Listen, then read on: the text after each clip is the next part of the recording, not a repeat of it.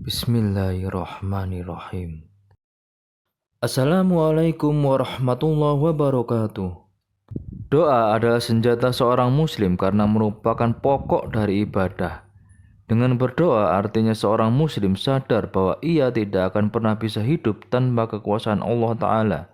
Sebagai seorang muslim yang memiliki banyak hajat dan kebutuhan, wajib baginya untuk selalu meminta kebutuhannya tersebut kepada Allah Ta'ala.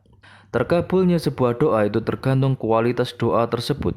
Layaknya pedang di tangan seseorang, maka itu juga akan berbeda-beda tergantung siapa yang mengayunkannya. Ibnul Qayyim rahimahullah pernah memberikan permisalan. Doa dan ta'awud memiliki kedudukan sebagaimana layaknya senjata. Kehebatan sebuah senjata sangat bergantung kepada pemakainya, bukan hanya dari ketajamannya. Jika senjata tersebut adalah senjata yang sempurna, tidak ada cacatnya, lengan penggunanya adalah lengan yang kuat, serta tidak ada suatu penghalang, maka tentulah ia mampu dipakai untuk menghantam dan mengalahkan musuh. Namun, apabila salah satu dari tiga hal tersebut hilang, maka efeknya juga melemah dan berkurang. Begitu pula dengan doa. Jika doa tersebut pada dasarnya memang tidak layak atau orang yang berdoa tidak mampu menyatukan hati dan lisannya, atau ada sesuatu yang menghalangi terkabulnya doa tersebut, maka tentu saja efeknya lemah dan berkurang. Dan di antara penghalang-penghalang terkabulnya doa adalah: pertama, memakan harta atau barang haram. Disebutkan dalam hadis, kemudian Nabi Shallallahu Alaihi Wasallam menceritakan tentang seorang lelaki yang telah menempuh perjalanan jauh sehingga rambutnya menjadi kusut dan berdebu. Orang itu mengangkat kedua tangannya ke langit dan berdoa, "Wahai Tuhanku, wahai Tuhanku," padahal makanannya dari barang yang haram, minumannya dari yang haram, pakaiannya dari yang haram, dan diberi makan dari yang haram. Maka bagaimanakah Allah akan mengabulkan doanya? Hadis riwayat Muslim. Yang kedua, banyak kewajiban-kewajiban Allah yang diabaikan dan tidak bersungguh-sungguh dalam bertobat dari semua kemaksiatan. Oleh karenanya, sebelum berdoa, hendaknya ia segera bertobat dan beristighfar serta menjalankan seluruh perintah-perintah Allah. Allah berfirman, "Dan jika hamba-hambaku bertanya tentang aku, maka jawablah bahwa sesungguhnya aku maha dekat. Aku mengabulkan permohonan orang yang berdoa apabila ia memohon kepadaku. Maka hendaklah mereka memenuhi segala perintahku dan beriman kepadaku, agar mereka selalu berada dalam petunjuk." Qiyas Al-Baqarah ayat 186. Juga dalam surat Nuh ayat 10-12, Allah berfirman, "Aku Nabi Nuh berkata pada mereka, beristighfarlah kepada Rabb kalian, sungguh Dia Maha Pengampun. Niscaya Dia akan menurunkan kepada kalian hujan yang lebat dari langit, dan Dia akan memperbanyak harta serta anak-anakmu, juga mengadakan kebun-kebun dan sungai-sungai untukmu." Yang ketiga, doa yang mengandung dosa dan memutus silaturahim. Rasulullah bersabda, "Tidaklah seorang muslim berdoa kepada Allah dengan suatu doa yang tidak mengandung dosa dan pemutusan silaturahim kecuali Dia akan mengabulkannya." Namun, posisi dia terhadap doanya tak terlepas dari tiga keadaan. Baik doanya disegerakan pengabulannya di dunia, disimpan atau diakhirkan di akhirat, atau dipakai untuk menolak petaka yang akan menimpanya. Hadis riwayat At-Tabrani. Yang keempat, terburu-buru ingin dikabulkan serta merasa jemu dan meninggalkan doanya. Disebutkan dalam hadis, akan dikabulkan doa kalian selama tidak tergesa-gesa, yaitu ia berkata, "Aku telah berdoa tapi tidak dikabulkan." Hadis riwayat Bukhari dan Muslim. Di dalam riwayat Muslim terdapat tambahan ketika sahabat bertanya tentang maksud tergesa-gesa di dalam berdoa.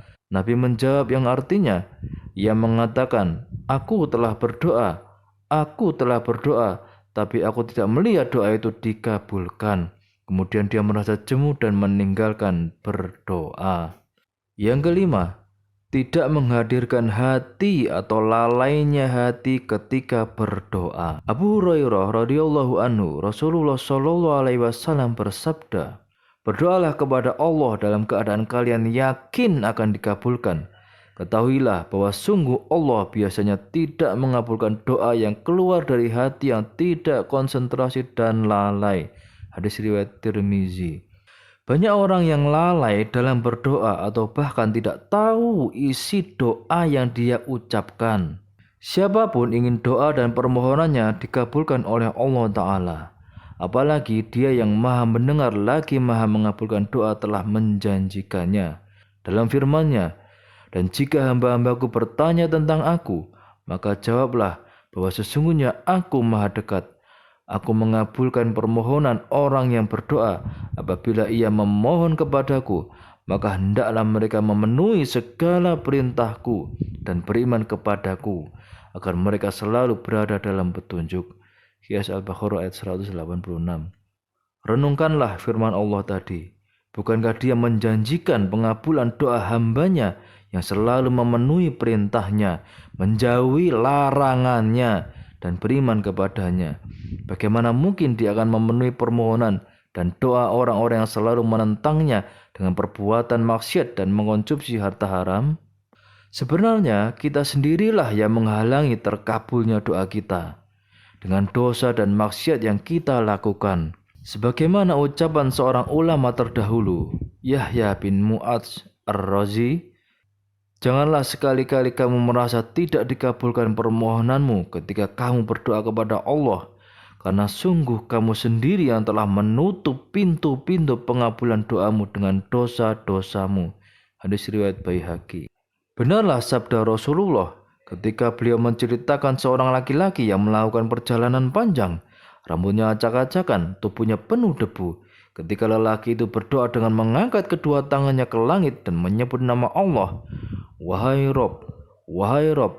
Lalu beliau bersabda, sedangkan laki-laki tersebut mengkonsumsi makanan dan minuman yang tidak halal, pakaian pun tidak halal, dan selalu diberi makanan yang tidak halal, maka bagaimana mungkin permohonannya akan dikabulkan oleh Allah? Hadis riwayat Muslim. Saat Allah Ta'ala belum mengabulkan doa seseorang sesuai dengan apa yang ia inginkan, pasti hal tersebut memiliki hikmah yang sangat besar, baik itu diketahui langsung oleh orang yang berdoa tersebut maupun hikmahnya tidak dapat diketahui kecuali Allah Ta'ala. Sejatinya doa itu adalah ibadah dan di dalam janji Allah Ta'ala pasti mengabulkannya, sehingga tidak ada yang sia-sia dalam berdoa. Saya ulangi, sejatinya doa itu adalah ibadah dan di dalam janji Allah Ta'ala pasti mengabulkannya, sehingga tidak ada yang sia-sia dalam berdoa. Karena jika seorang mukmin berdoa, maka Allah Ta'ala mengabulkannya dalam 3 bentuk. Rasulullah bersabda, tidaklah seorang muslim berdoa dengan suatu doa yang tidak mengandung dosa dan tidak memutus persaudaraan, melainkan Allah akan berikan salah satu dari 3 hal. Pertama, Allah akan kabulkan doanya, atau 2, disimpan baginya di hari kiamat, atau 3, dipalingkan dari kejelekan semisal darinya. Para sahabat mengatakan, kalau begitu kita perbanyak doa. Nabi menjawab, Allah akan memberikan lebih banyak lagi. Hadis riwayat Ahmad. Dari hadis ini dapat disimpulkan bahwa bentuk pengabulan doa seseorang itu antara 3 macam. Pertama, Allah Ta'ala kabulkan doanya sesuai dengan apa yang ia inginkan. Kedua, Allah tidak kabulkan doanya sesuai dengan yang ia inginkan, akan tetapi Allah Ta'ala hindarkan dari dirinya keburukan dan mara bahaya yang seharusnya akan menimpanya. Ketiga, Allah Ta'ala tidak mengabulkan doanya sebagaimana yang ia inginkan, namun Allah Ta'ala jadikan doa tersebut sebagai simpanan tabungan kebaikan di akhirat kelak. Oleh karenanya, seorang muslim yang beriman saat mendapati bahwa doanya tidak kunjung dikabulkan oleh Allah Ta'ala, maka ia tidak boleh berputus asa, bahkan berhenti dari berdoa. Maka jika di dalam hatinya terbesit perkataan semisal, aduh, kemana doa-doaku selama ini? Atau, jangan-jangan Allah tidak mengabulkan atau tidak mendengar? Atau, kenapa ya doaku tidak kunjung datang? Sesungguhnya syaitan telah masuk ke dalam hatinya dan menjadikannya putus asa akan doanya. Na'udzubillah min dzalik. Kesimpulan yang bisa diambil adalah, pertama, Setidaknya terdapat 5 penyebab utama terhalangnya doa. Di antaranya, pertama, memakan harta atau barang haram, entah itu makanan, minuman, pakaian, dan lain-lain. Yang kedua, banyak kewajiban Allah yang diabaikan dan tidak bersungguh-sungguh dalam bertobat dari semua kemaksiatan. Yang ketiga, terburu-buru ingin dikabulkan serta merasa jemu dan meninggalkan doa sehingga putus asa. Yang keempat, tidak menghadirkan hati atau lalainya hati ketika berdoa. Yang kelima, doa yang mengandung dosa dan memutus silaturahim. Kesimpulan yang kedua, doa pasti dikabulkan oleh Allah Ta'ala dan pengabulan doa itu dalam 3 bentuk. Yang ketiga, doa tidak ada yang sia-sia. Sekali lagi, tidak ada yang sia-sia. Karena sejatinya doa itu pasti kembali kepada hamba tersebut dalam bentuk segala kebaikan dunia dan akhirat. Disebutkan dalam hadis, para sahabat mengatakan, kalau begitu kita perbanyak doa. Nabi menjawab, Allah akan memberikan lebih banyak lagi. Hadis riwayat Ahmad. Wallahu alam bisawab. Semoga bermanfaat. Assalamualaikum warahmatullahi wabarakatuh.